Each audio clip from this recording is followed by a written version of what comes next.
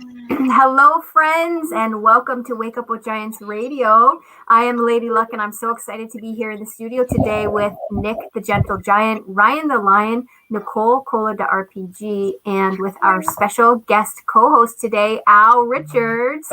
Richards in the house. Hello, everyone. All right, so we're going to go right into our centering exercise so that we are on time on Access Radio, and then I will introduce our topic to everyone. So we're going to sit up nice and straight and tall, and we're going to take 3 deep breaths, breathing in and out. In and out. In and out. I show up today from a place of calm, from a place of knowing, from a place of leadership, from a place of learning all that our wonderful co-hosts and guest co-hosts has to teach us today. I show up for that one person and hope to make a difference in 100 million lives, but I show up to make a difference in just one. I show up in my vulnerability today, my vulnerability in forgiveness and how I forgive. And I show up as a student in learning from our incredible guest co-host today on how to move forward in that way. Nick. Yeah, today I show up in support, in servitude, in presence, and in experience. And so whatever speaks will be shared, and it'll come from a space of serving more than anything. Thank you. Ryan? Today I'm showing up as a powerful giant with experience and knowledge and stepping into faith to be able to influence 100 million people and not knowing the path to do that, but trusting that the path will appear and that others will be able to hear the message from these other powerful giants and make changes in their life to step into their giant potential. And I'm excited for our co-host Al Richards today. Thank you. Al? I'm showing up today in integrity and faith, knowing that the path that God has put me on is a path that will lead to others. So what I have learned and what I have gone through may help others to live a more peaceful life. Thank you. Nicole? Today I am divinely guided and protected. Today I am speaking powerfully. Today I have the courage and the strength to speak powerfully. Today I am in flow. Today I am calm. Today I am impacting 100 million lives. Today I am walking a path of love. I'm choosing a path of love. Thank you, Nicole. Beautiful. It was beautiful. We're all here in support of you, Nicole. We're all sending you lots of love. So I'm going to go live on the radio show now.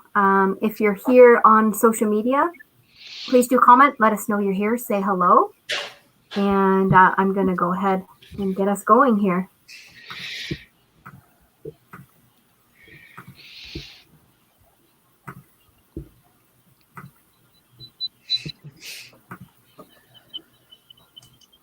We just got our intro playing on the radio there. Mancheri is here. She says, hello, friends. Sending you love, Nicole.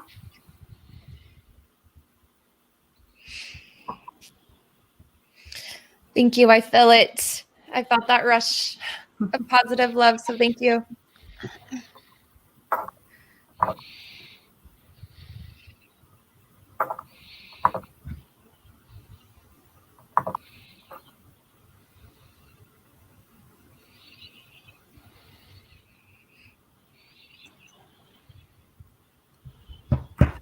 Hello, and welcome to Wake Up with Giants Radio. I'm so excited to be here with all of you today and all of our special guest co-hosts in studio. This is Lady Luck, and I have in studio today with me Nick the Gentle Giant, Ryan the Lion, Nicole Cola the RPG, and our special guest co-host today, Al Richards.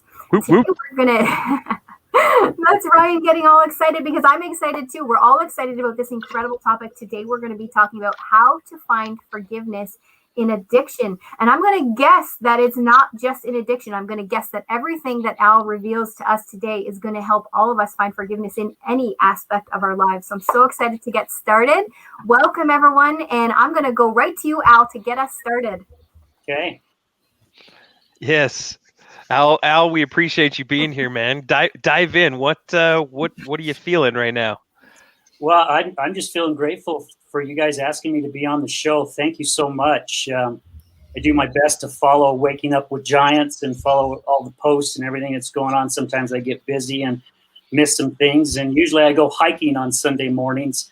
That's kind of like my release and my chance to get closer to my higher power and just be grateful for everything. But guys, thank you so much for having me this morning. Really appreciate it. Thanks for giving up your physical hike and then joining us for this mental hike. And spiritual hiking spiritual and mental hiking now. Yes, yeah, that's it. I can feel the burn. Nicole is feeling it. Nicole is definitely feeling it. My underwear and hiking boots. That's right. Yes.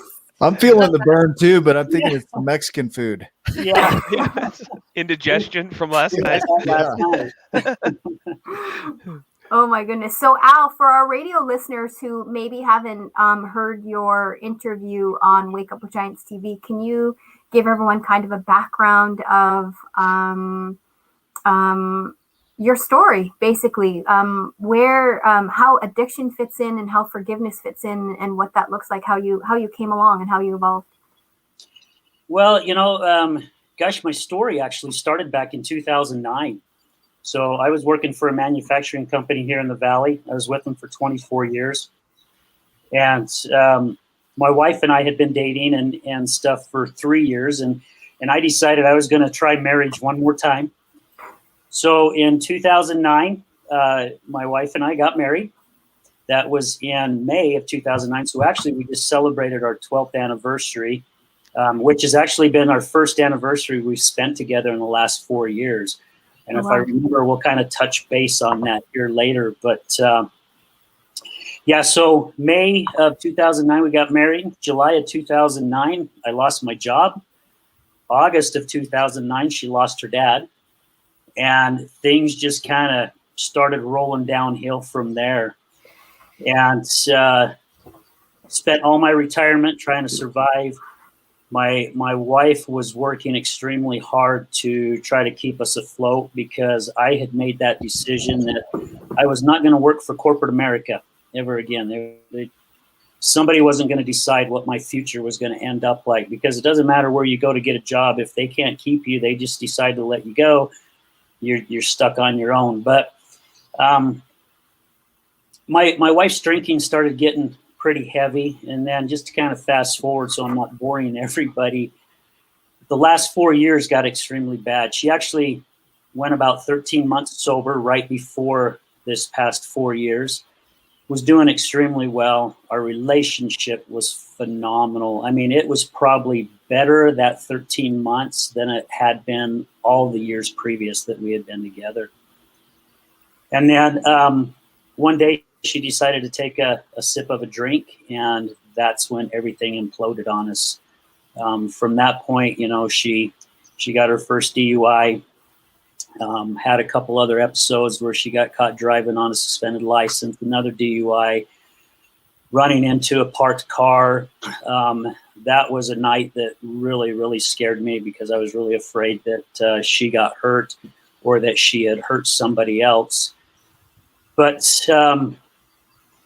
gosh, the last 4 years, guys, when you have a loved one, somebody that you care deeply about, is battling addiction, that addiction really consumes you. I started forgetting about me and forgetting about my well-being and my life because I was doing everything I could to try to help her or try to control her drinking or try to catch her drinking. And I mean, it was constant. And actually this month, is 2 years ago, and she usually doesn't like hearing me talk about this, but I was actually coming home from a networking group, and I remember leaving the group just exhausted, because when I walk into a room, I'm pretty energetic and lovable and hugging and kind and everything, and I started realizing when I I left. can attest to that. I know Al Richards, how amazing he is. Oh. Incredible. He lights up a room, and everybody that we heard from when we first had him on the show said the same thing about you. Everybody.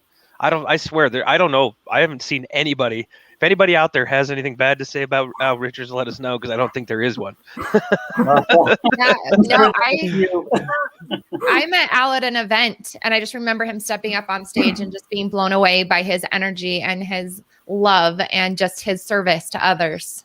He got incredible energy about him. You feel it when he walks into a room. Definitely feel it when you walk in a room. Yeah, so I can attest to the energy level. So not seeing Al in a energetic amazingness kind of a way would be pretty weird. Mm-hmm. You would notice. People would Yeah, notice. for sure. Yeah. Yeah. Well, thank you guys. Thank you so much for your kind words. Yeah, it was it was tough, because in some of those times I was basically just putting on a front, because I was keeping everything inside and hiding what was actually happening in my personal life. And as you just said, Nicole, people who know me really, really well, there were a few that would come up to me and go, "Hey, are you okay? Because you just don't seem like the same guy that we know." And I'd be, "Yeah, man, I'm flipping great. Life is hunky-dory. It's wonderful." Basically lying through my teeth the whole time because of the embarrassment of things. But I was coming home, and I had made the decision that I was going to go home and get my pistol, and I was going to go up in the mountains, and I was going to take my life, because what I was coming home to every single day was something I wouldn't want anybody to go through at all. Especially for somebody like me who enjoys life and loves life, to even think that way. And through the grace of God, I got a phone call. I got my act together, answered the call. And when I got off the call, this is when I really broke down, because the screenshot on my phone was a picture of my 2 daughters and my 3 grandkids. And that's when I just broke down and just really started bawling. I was crying so hard I had to pull over, because I couldn't even see the road from all the tears. And I sat there and thought a little bit, and basically I told myself I was a selfish SOB, because I'm thinking about taking my life and taking time that my kids and my grandkids have with me and ending that, which is not fair to them.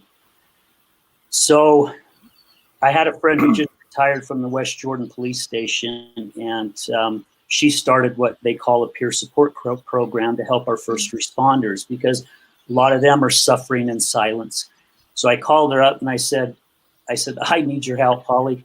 What do I do?" And she got me started down the right path, which I am so grateful. I went to her retirement party and I gave her the biggest hug and got tears in my eyes, because if she hadn't have been there for me to call, I don't know which direction I would have went. So I'm just very, very grateful, and I'm sad to see her and her husband Jimmy move to Montana. But she goes, "Al, my number's still the same. Call me anytime that you want." So I'm very, very grateful for her. But anyway, through all this stuff that was going on, lots of anger. As my wife started getting on the path, which I am so grateful to say, and I'm going to share right now that she is coming up on 6 months sober and just doing phenomenal right now. Her whole outlook on life is just incredible. But up to that 6 months ago here, my light bulb finally went off. She just got out of detox again, and I let her back underneath my roof. And I had made the decision before I let her back in that I was going to start living my life with her or without her. It was time that I made a change, hoping that she was going to follow. And 2 weeks after she was back, she come up to me one night and she comes up and goes, "Babe, you've changed." And I'm like, what do you mean I've changed? And she goes, there's something different about you. You have changed. And she goes, it's almost like you've moved on with your life.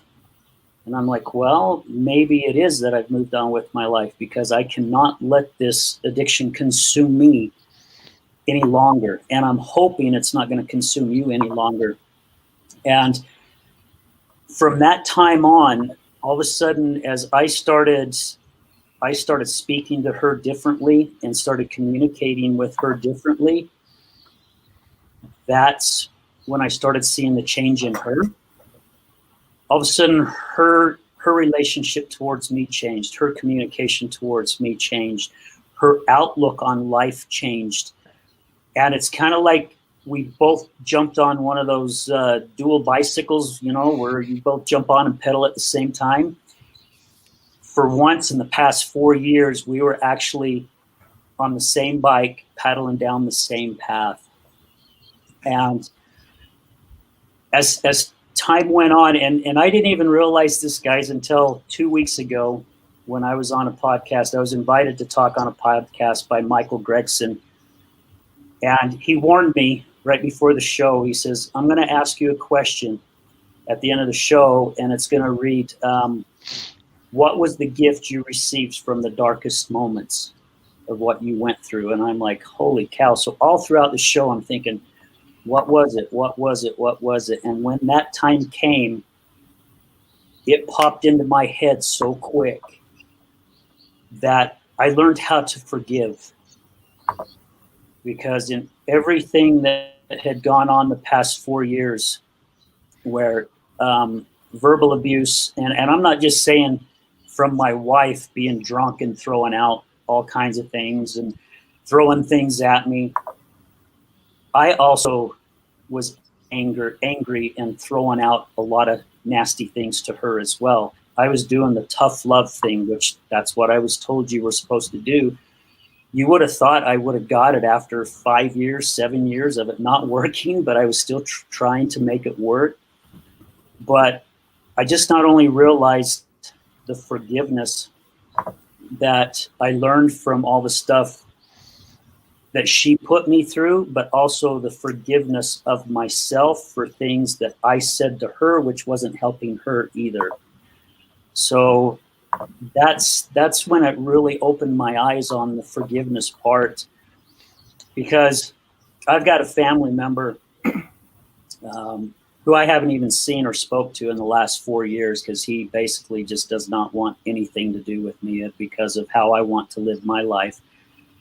But I've watched this man hold grudges with people for years. I mean, I've watched him hold a grudge against another family member of something that happened back when they were 17, 18 years old.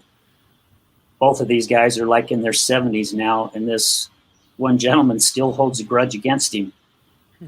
And with things that happened between he and I, he will hold that grudge against me probably till the day he's in the ground. And he's actually dying, slow death. He's got a lung death or a lung disease where his lungs are slowly starting to harden to where, it's finally just going to cut off his oxygen. And I actually wrote a letter 3 years ago saying, hey, let's let this pass. I'd love to get our relationship back. And from what I understand, the letter wasn't even open. It was just thrown in his desk. I don't want to be that type of person. I don't want to be the type of person that holds a grudge to where it literally destroys me inside, because I've seen the anger and just the health deteriorate from somebody that holds grudges and not willing to forgive. I don't want to be that type of person. And if I'm going to continue to have this relationship with my wife and have a healthy relationship, I can't hold on to everything that both of us went through during that nasty time. I'm curious. Sorry, go ahead, Nicole, and I'll follow. Go ahead. I was just going to say, I'm feeling this right now in my body with what's going on with my situation with my daughter, and her father's an addict. And I've had this pain in my neck and in my back for this week. And until you said that, I didn't realize that I'm holding on to some anger I physically, for the show coming into this, I was like, how am I going to do this from this space?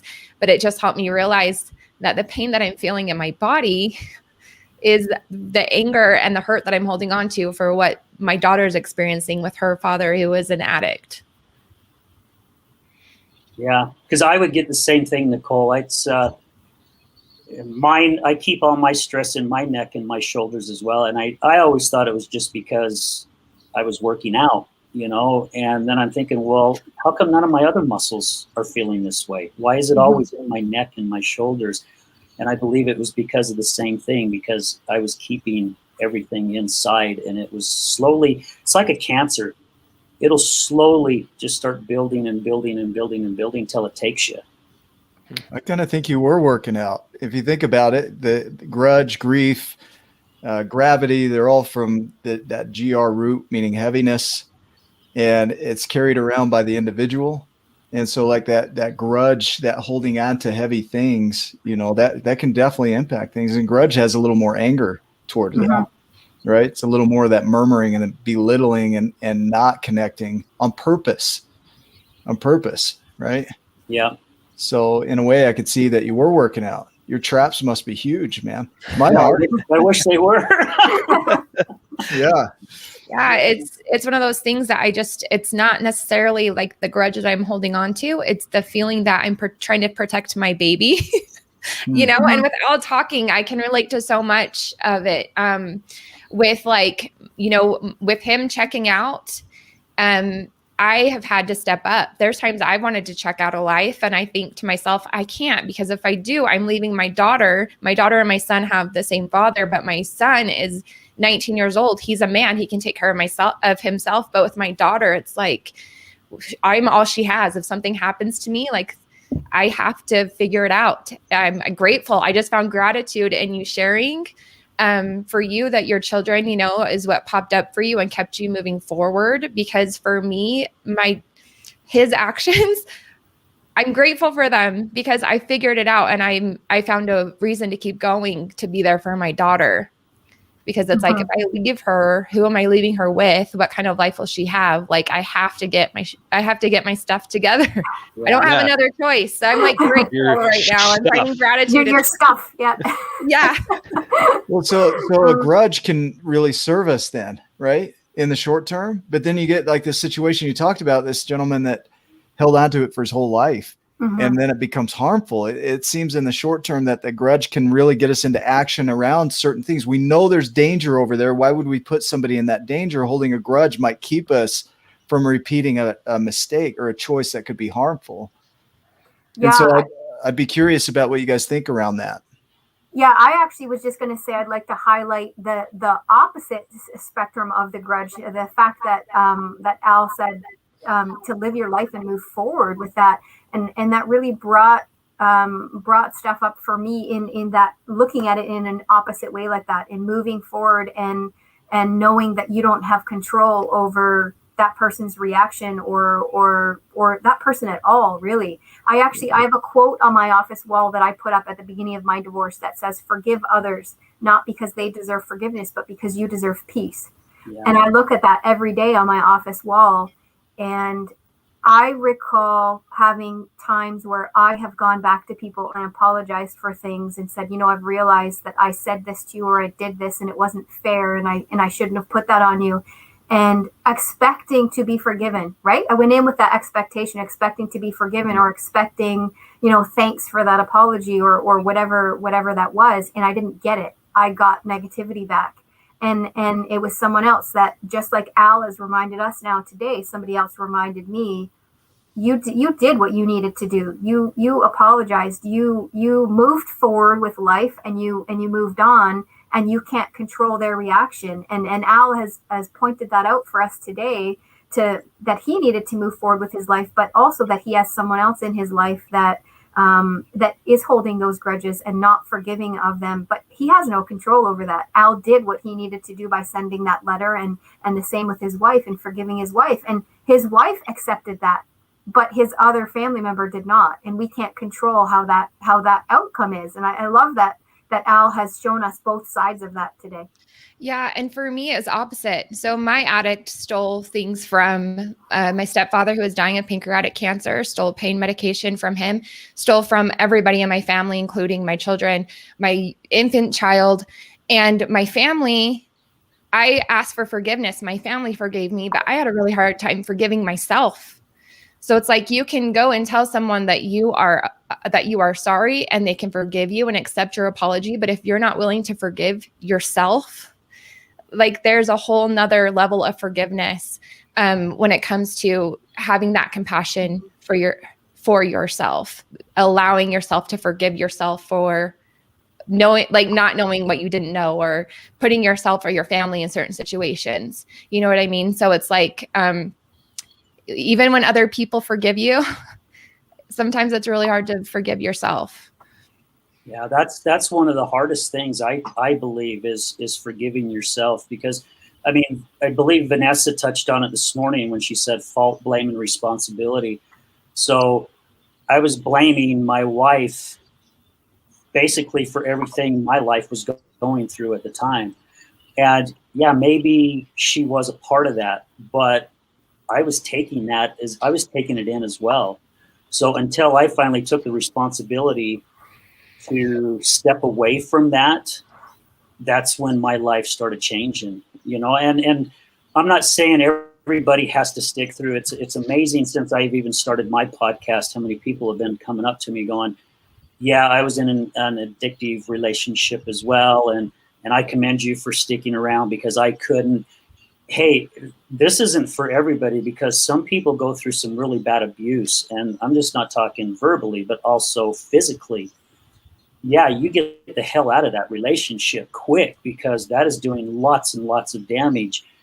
For some reason, I don't know what, something kept me. I mean, I shared the other day on a talk that I filed divorce 3 times and I canceled it 3 times, because something kept me going on this path. And I remember, I don't know, 7 or 8 months ago, it was probably about 8 months ago, I actually fasted for the first time since I was probably 12 or 13 years old, because I didn't feel like I was getting the answers that I was needing. And man, I tell you what, that's a tough one to do, to fast for 24 hours. Somebody who's constantly putting water in them or eating. But I kept asking God, why do I continue to go through this? Why? Well, actually, I would say, why are you continuously putting me through this? Again, I was putting the blame somewhere else. And then that light bulb finally went off, and it was probably 3 or 4 weeks after I had fasted when that light bulb went off.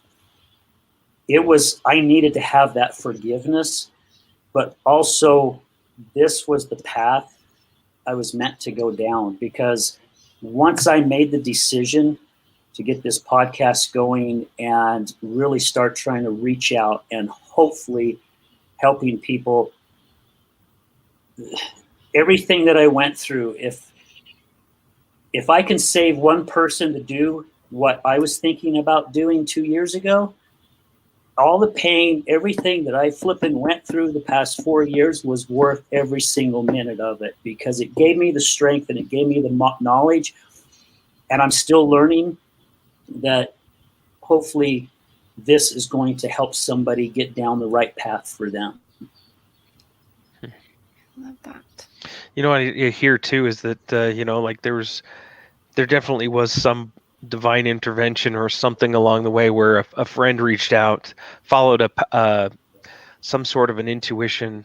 If you're spiritual, you could say it was God. If you, it could just, people could say it's coincidence. But I am so grateful that somebody had the thought, hey, call Al Richards at this exact moment before you did something rash, and then followed through with it.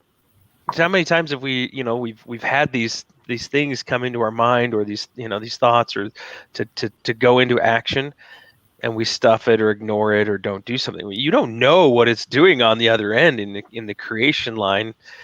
And so I think taking personal responsibility is key in all of this stuff. and that I am so glad that moment happened. I said that earlier in the comments, because now you're doing that by stepping into creation and on the podcast and all of the events and the people that Al Richards talks to, or maybe even doesn't talk to, but just shows up into a room and lights it up, where people are like, oh yeah, I've heard of Al Richards. That guy's amazing. Or I saw him, which happened to me this morning. I had a phone call with another gentleman that said, yeah, I met Al Richards, and that man's an amazing man.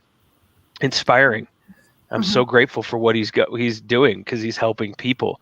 And I'm telling you, your experience is doing that for other people, but they still have to go on their own journey as well inside of that. And a lot of that is like, there's tough things that come with accepting responsibility and then creating something. Vanessa talked about this morning. If you go back and watch the Wake Up with Giants TV episode with Vanessa, you can hear her talk about those things, about that there's hard stuff that happens, and it's heavy and it's emotional. It's rough. There's life happens, right? life is happening all over the place. It's how you choose to be in that, and you can feel it, understand that this is happening. I'm feeling this. But how you see the world, you get to go and create it exactly how you want it. And Al Richards, you're doing that for people, man. I appreciate that. Thank you.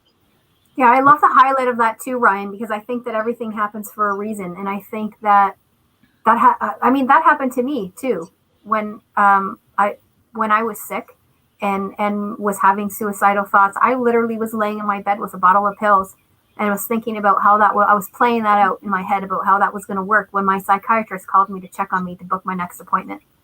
And I ended up having a counseling session with him on the phone right then and there. And obviously he talked me out of it and made me promise that it wasn't going to happen, and that I would call him and all that kind of stuff. But I was literally laying there the same way with a bottle of pills in my hand, trying to figure out how I was going to make this work, how I was going to end it. And I think that happens for a reason. There's a higher purpose out there, whether you believe in God or whatever you believe in. There's something higher there that intervenes in that way. Yeah. I want to highlight real quick too that the journey, both the negative and the positive, occurred within the same body. Mm-hmm. Right. Yeah. So the potential was always there for both. And what we choose to focus on, narrate, and judge tends to stick around. That becomes our reality. And so it took a moment where, Al, you went and you said, I'm going to start living my life for me, which meant taking all that energy off of somebody else and putting it back into your world, which allows you to have compassion for somebody else in their world, which I think opens the door for forgiveness. Mm-hmm. Yeah. Good point. Yeah. Yeah. I think it allowed Al's wife to step in too, right? Mm-hmm. Like taking all that energy off of her gave her the moment to breathe too, and be able to re-engage and step in. It allowed them both to step in a positive way. It's incredible. I heard a definition of forgiveness that said, it just simply means to not cause additional harm. And so in this case, us trying to rescue somebody or be there completely for somebody all the time can cause additional harm, because then they don't develop their own strength. Mm-hmm. We take that away from them. Yeah. So part of that forgiveness could be, look, I'm going to let you do what I know you have the power to do, which is to step into your own power. Yeah, that was Nicole. I tried to fix him for 8 years. He didn't need to be fixed. I wanted him to get sober and stand up at that pulpit and say, Nicole was the best thing that ever happened to me. Her love got me through this. Like, I wanted to be his higher power. Like, I wanted to replace, God with Nicole. And I was like, what am I doing? I'm taking away his power to be the hero of his own story, for his higher power to be whatever that is to him, instead of making it about me. You know what I mean? And once I realized I was doing that, I was like, oh my gosh, he is not broken. Like, I've been ignoring myself and fixing myself.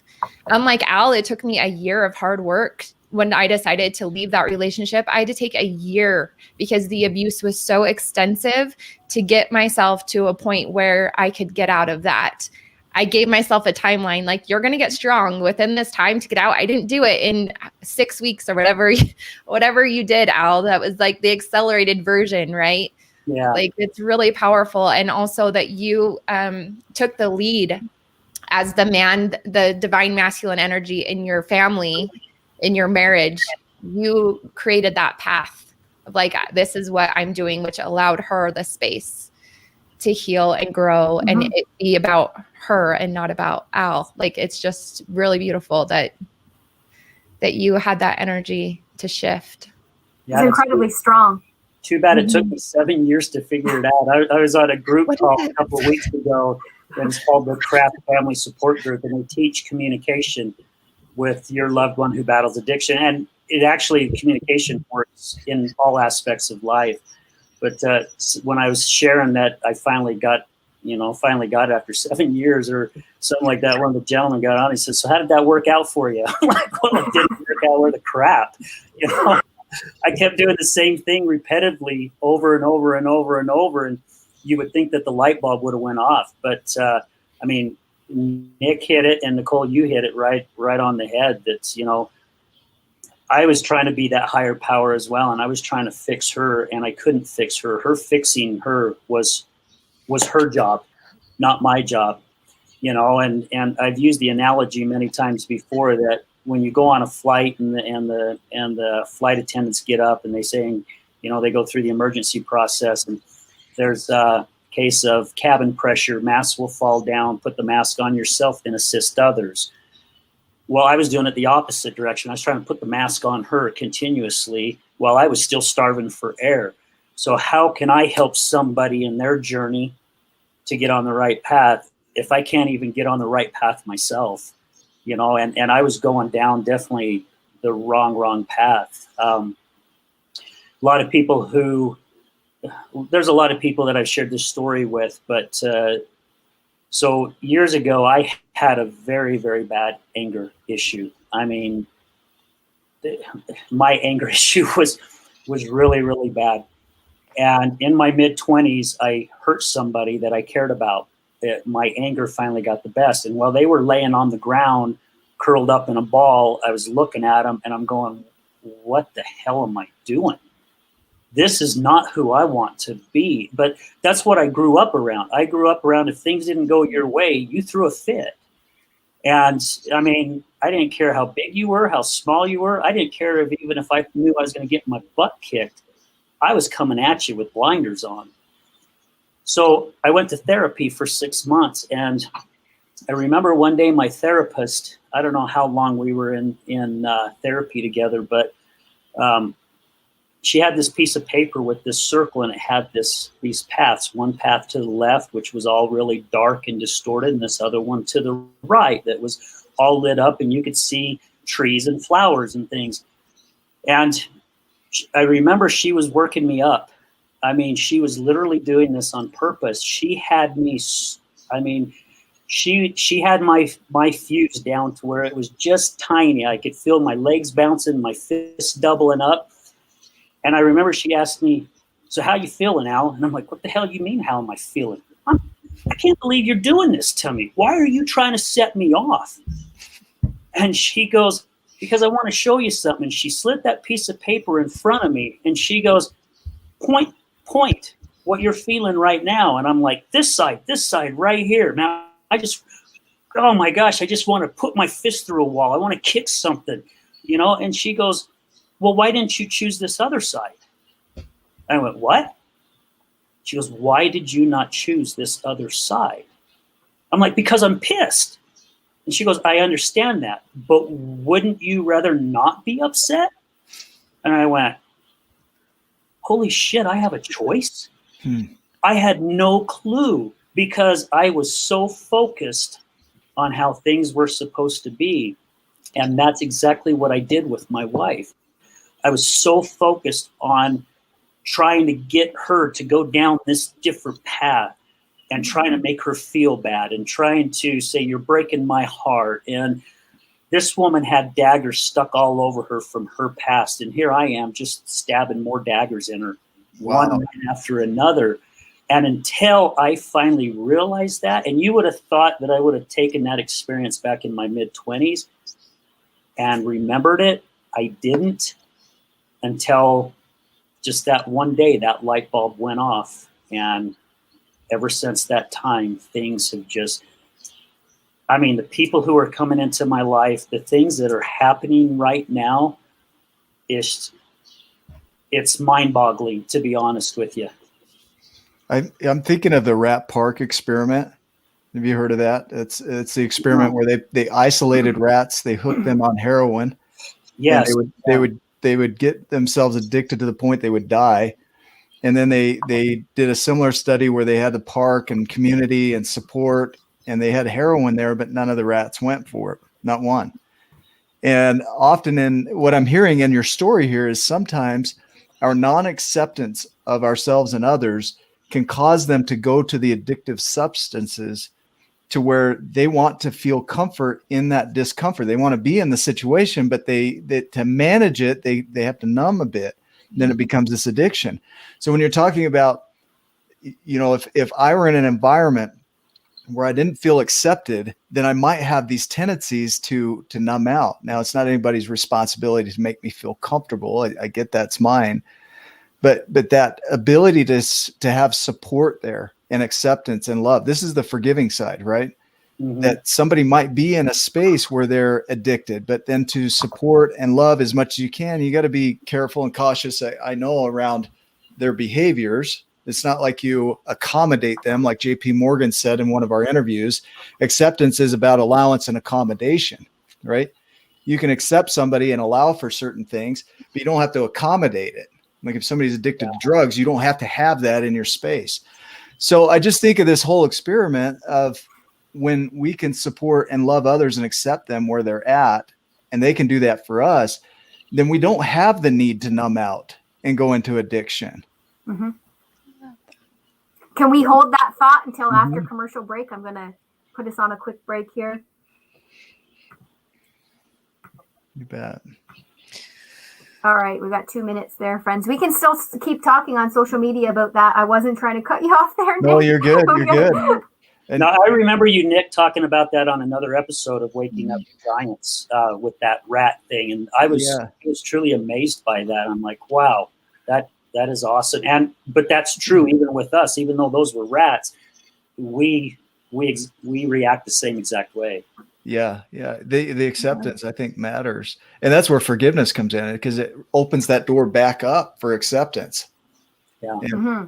And it's not, that's the distinction. Acceptance doesn't mean you agree with it. It's just there are things you can allow and things that you can accommodate. And there are things you can't allow and things that you can't accommodate. Yeah. There's certain family members in my wife's and my family that, I have forgiven them with some of the stuff that has gone on with all this. But even though I have forgiven them, there are certain individuals that I still don't want to be around. I'll be nice if they're, we just had to go to a viewing the other day and some of those members were there and I was nice. If they said something to me, I was respectful, but in all honesty, I got away from them as quick as possible because I did not want that energy. I didn't want them to steal my energy. Right. I didn't want to start changing that back to the negative thing because I had forgiven them. And I'll still forgive them for what they did or what they've said or what they didn't do. But there's certain individuals that you still don't have to have in your life. 15 seconds, okay? Perfect. I'll be right back. Bye, Nick. Usually it's Nick there, and then the picture of Nick is... Yeah. Okay, we're on.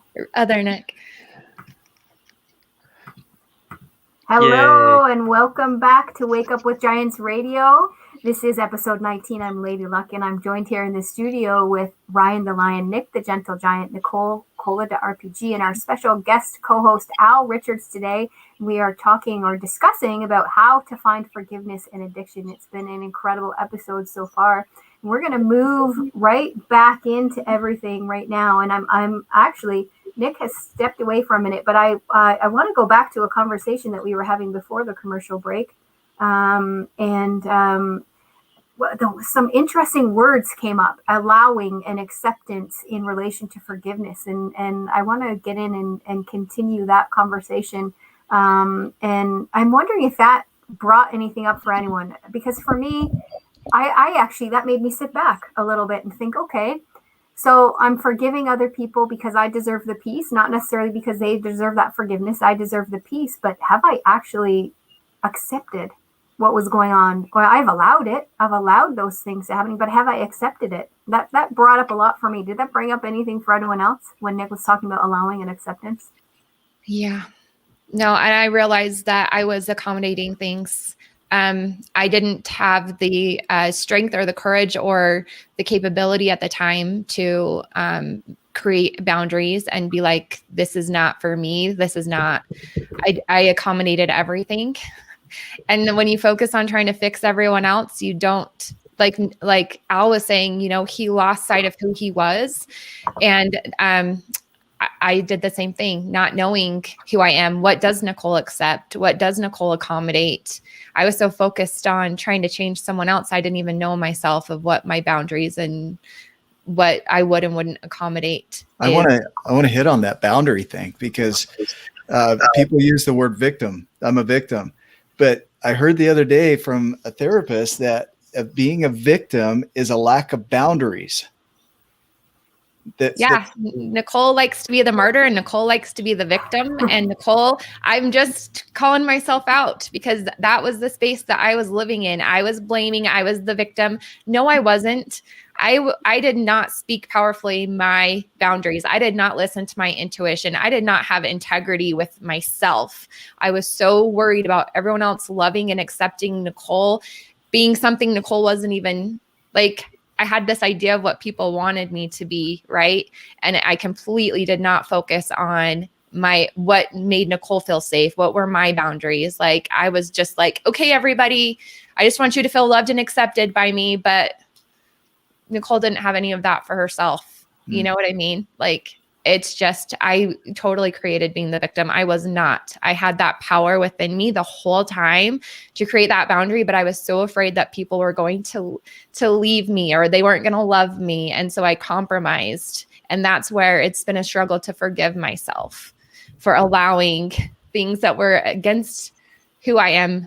I wasn't in alignment, wasn't in integrity.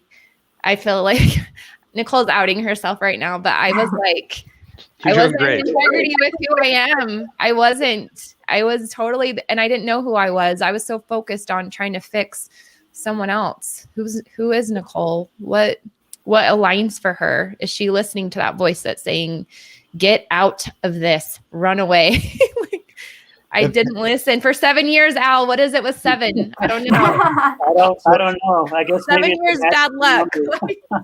So think about, any of you worked with Debbie Roth around forgiveness work? I watched her episode on Wake Up with Giants TV, Yeah, and if you haven't seen it, go watch it. It's such a powerful episode. Right. One of the things you just mentioned was that I need to forgive myself. The reality is, it's the judgments of yourself. Right? I forgive the judgments I have of myself. I forgive the judgments I have of others. And so that's where she hits, is you're not forgiving anybody. You're forgiving judgments. Yeah, I love that. I'm going to use that. And I say that to other people. But then when it comes to Nicole, I'm like, but you don't know. You don't know about Nicole and, and her darkness or whatever. I'm sometimes really good at hiding it. Sometimes I'm not, but not judging myself, getting curious about myself.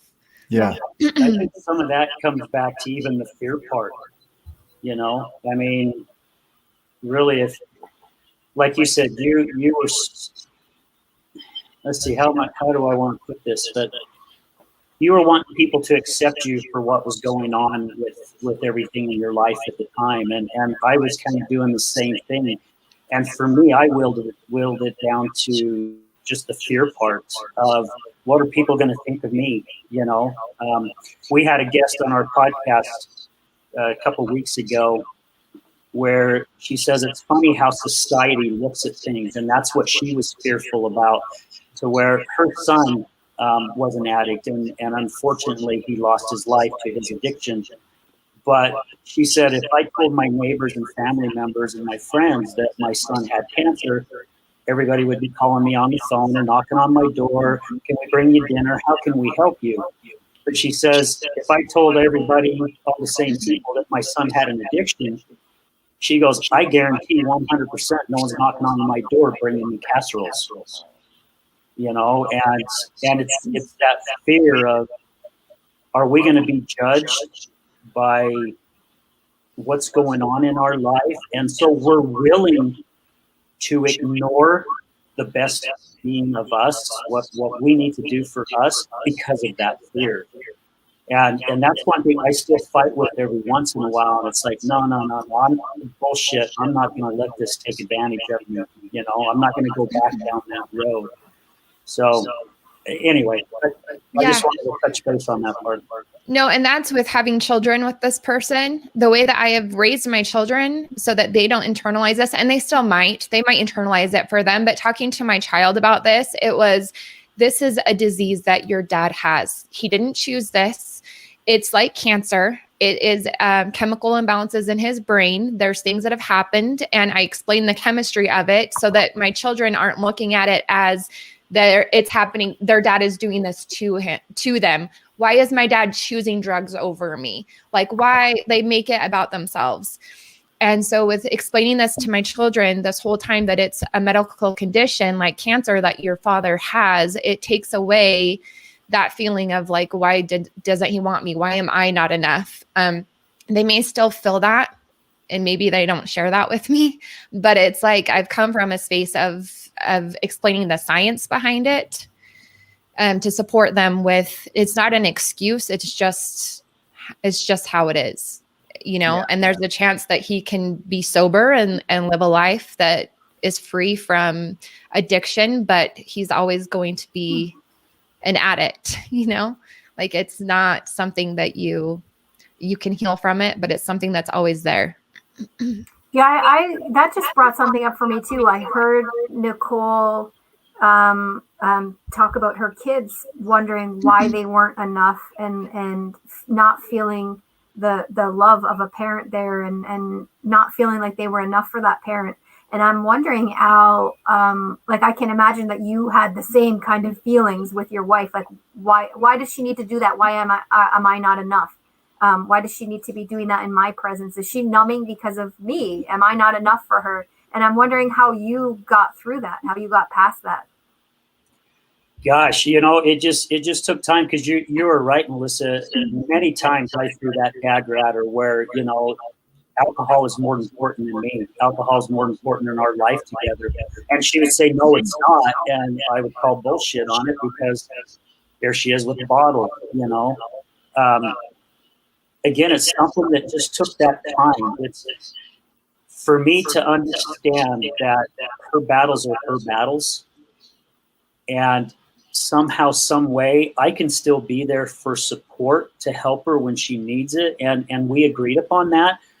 I would always be there for her as long as she was sober. If she was sober and she needed my help, I was going to be there 100% for her, to help her any way that I possibly can.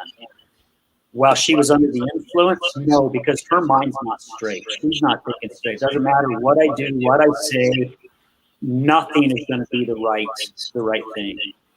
So it's just kind of, what helped me is just stepping back, stepping away from it, and doing my best to understand her pain, even though I had no clue what all of it was. Just stepping away and watching for those moments when I could kind of step in and say, hey, I'm here for you. You know, I mean, she called me. I remember there was one day she gave me a call, and she's like, I don't have any purpose in this life. I don't know what I'm supposed to do. I don't know if anybody likes me. I mean, she was really throwing out. The old me, I would start throwing out as they say, don't should on people.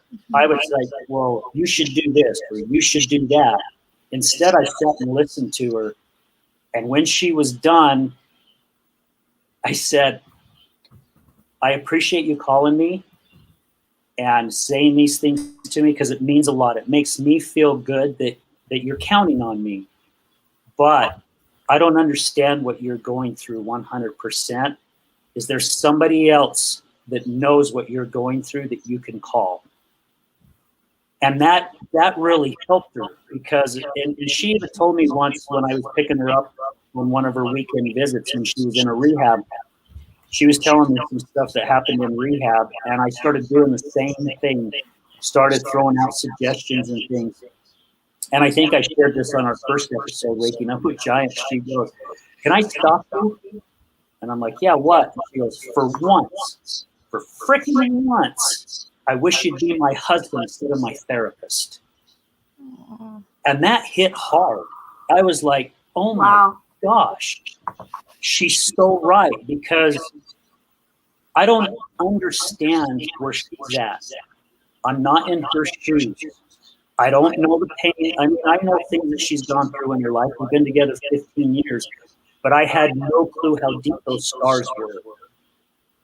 I'm thinking, well, crap, I don't have these issues, so I can fix it. No, not at all. And it still took me a couple more years to realize I'm not a therapist. And I can still be there to help, but not in the way that I've been trying for 7 years. Yeah, I love that. I think that it's one of those things that with boys, I have sons, and whenever they see that mom is upset, I think it's the same way with my husband. They want to fix things. My daughter will just sit and listen to me and have that empathy for me. I can do that for my daughter, but the boys want to fix things. They're like, I can make this better. Let me just make this better. And so just providing the space, Nick and Ryan are so powerful with creating a space to share and not trying to change anything. They just say they hold space for everyone in the tribe. And they're so good at doing that, just listening and not trying to fix. Like if we want help with fixing something, we can go to them powerfully. But if not, like they just provide the space for us to just to be. And so I think it's really beautiful that your wife supported you with having that space of you can just let her be in that space. Well, and it's helped her because now she knows she can come to me with things, and I'm not going to throw out that therapy, So was that Nick's voice that just changed? It was Tater. Was that Tater? Yes, that was Tater agreeing. Tater agrees. I was coughing. Yeah, for everyone on the radio, that was Nick's dog barking. We're all silently laughing as the dog's barking. The beauty of the shows is you can count on technology going, and dogs are part of that technology. Now it happened to you. I'm on the radio. I'm on the radio. Dogs feel our energy, so they can totally feel. Tater can feel Nick's energy. I want to speak to what Al was saying about the speaking and creating from the space of survival. When somebody's in that addictive state, and like you were saying too, Nicole, like they're not in their normal healthy mind when they're in that space of survival or doubt or depression or drugs or anything else. And so having, like you said, Al, having a conversation in that space, I think it was you, it's really hard because they don't have the capacity for it. Now, if I look at me when I'm in a down space or a down energy, Vanessa hit on this in our last show. She said, don't believe a word that comes out of my mouth because of the energy that I'm in. If I can know that for me, that when I get into a down state, it puts me into a survival mode, my mind shuts off, or drugs have me shut off, or alcohol has me shut off, that do not trust a word that comes out of my mouth, not even me. So if I start speaking to myself like I'm a terrible human, it's all from that space of limited capacity. Because when I'm in my right mind, there's no way I'm saying those things about me. Yep. I love that. And that explains Nicole's mindset for 7 years. I was in survival space. So how am I going to judge myself? for being in that survival space. And well, Vanessa touched on, I think, what Nick was also saying. It's I wrote it down. It says, "Don't let what you're feeling leak into who you are being." Mm. So that is true, because all of us do it. If we feel like we're being attacked, we put that wall up. Mm-hmm. Yeah. And for addicts, that wall goes up really, really quick if they're feeling like they're being attacked, because they've been attacked as it is. And another thing that I like to touch, I remember talking to my wife, and I'm like, when you go to AA meetings, and I've gone to a lot of AA meetings with her for support, when somebody gets up, and you guys know this, and I know a lot of giants have even said this, but the words "I am" are very, very powerful words. Mm-hmm.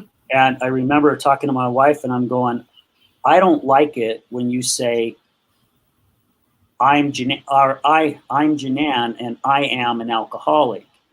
You're labeling yourself as an alcoholic. Don't do that. And I says, it's your choice, but this is how I look at it. And I think now she says, hi, I'm Janan, and I'm recovering, or I'm recovered, because it changes that energy. Yeah. Even the power of recovered versus recovering, because in recovering, you're constantly in a state of recovering. Yeah. And so declaring it as I am already recovered puts you into the space of already recovered. Yeah. I think words are powerful that way. Absolutely. I love that. So we just have a few minutes left here. I'm wondering, Al, if you have any, final words of wisdom, final strategies, anything you'd like to share with our listeners today. Oh, wow. That's a great question, Melissa. Keep your mind open. That's all I can say. That's something that I have really worked hard on the past 5 to 6 years. Keep your mind open and listen to what it's telling you. Don't take it for granted, because if you actually start listening to what your head is telling you, life is going to be a little bit easier. We're our own worst critics. And a lot of times our brain, I call it my spirit. I love to say that my spirit's always talking to me, and I do my best to listen all the flipping time. And it takes time to learn it, and it takes time to understand it. But when you start paying attention to what those thoughts are, it's not steering you wrong. It's when you ignore it is when you start kind of getting down that wrong path. So, work hard. And a lot of our giants share this on a lot of the shows that Nick and Ryan and you guys have. A lot of our giants talk about that as well. And it's something I work on still every day of my life, on just listening to what my head's telling me. And there's times I had somebody teasing me the other day going, oh yeah, I've been talking to Al about doing this and doing that for a long time. And he's 100% right.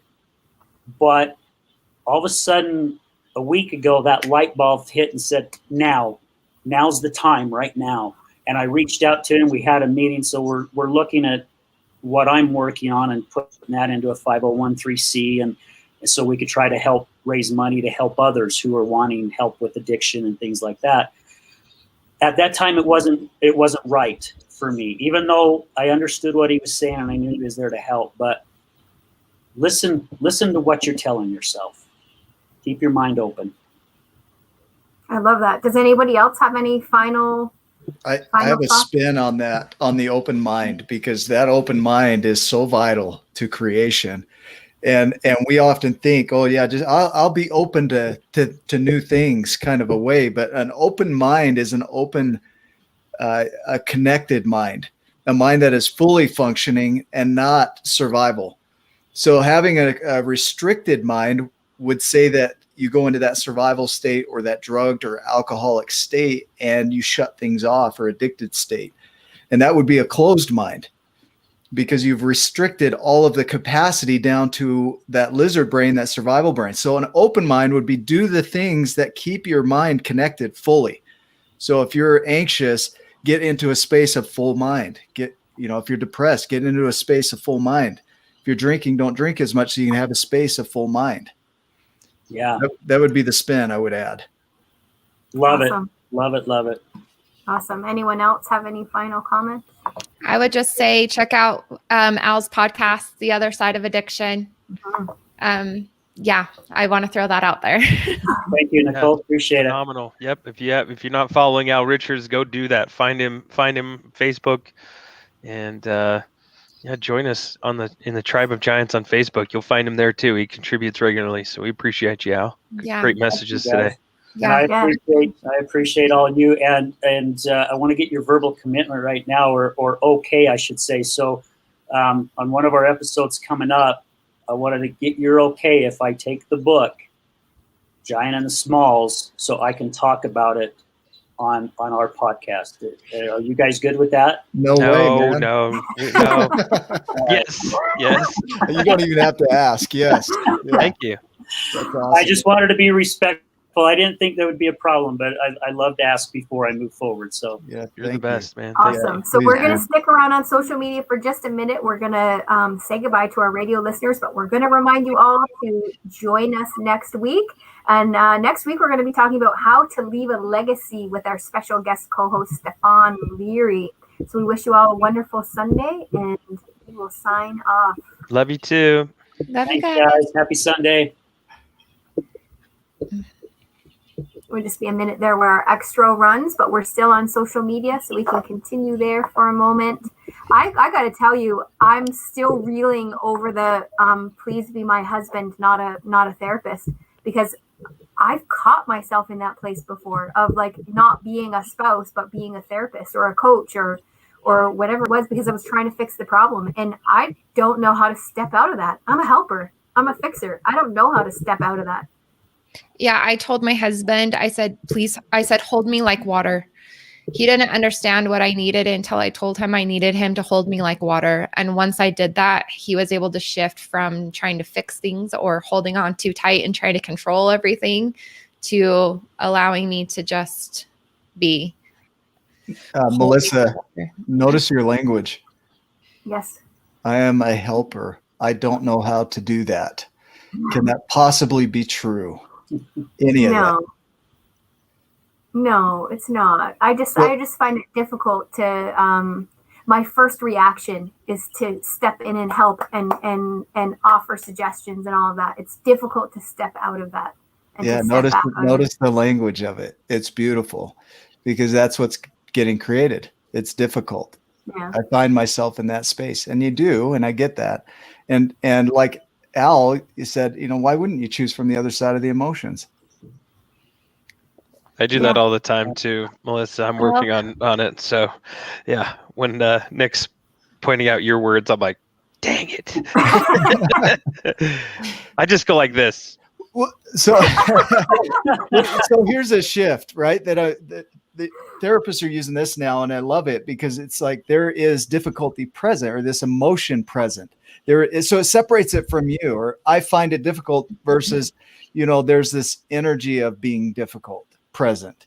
So it separates it even further. And that might be the step. One of the steps is just recognize that it's not you.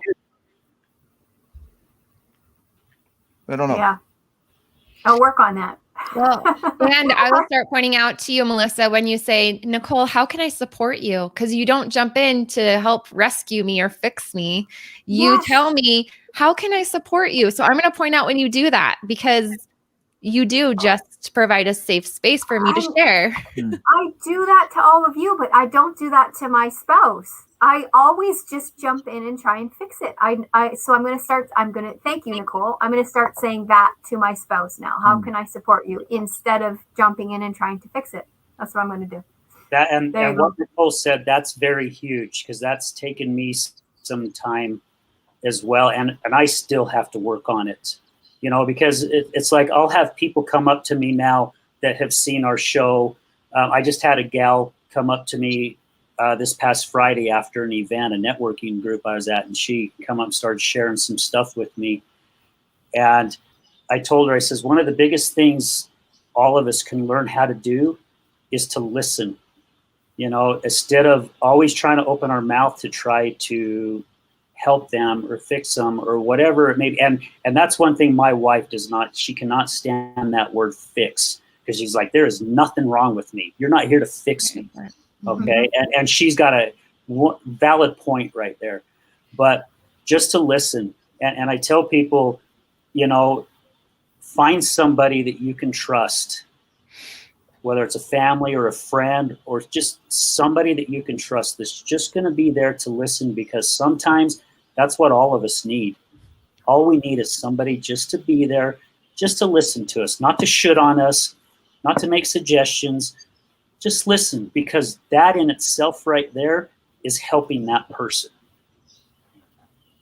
Yeah. Absolutely. Amen Loved, and amen. accepted, and understood. Every human wants to feel loved, accepted, and understood. So if we can listen and attempt to understand, get on their, I call it their map. You get on the same map as them. So you sit in their world for a little bit.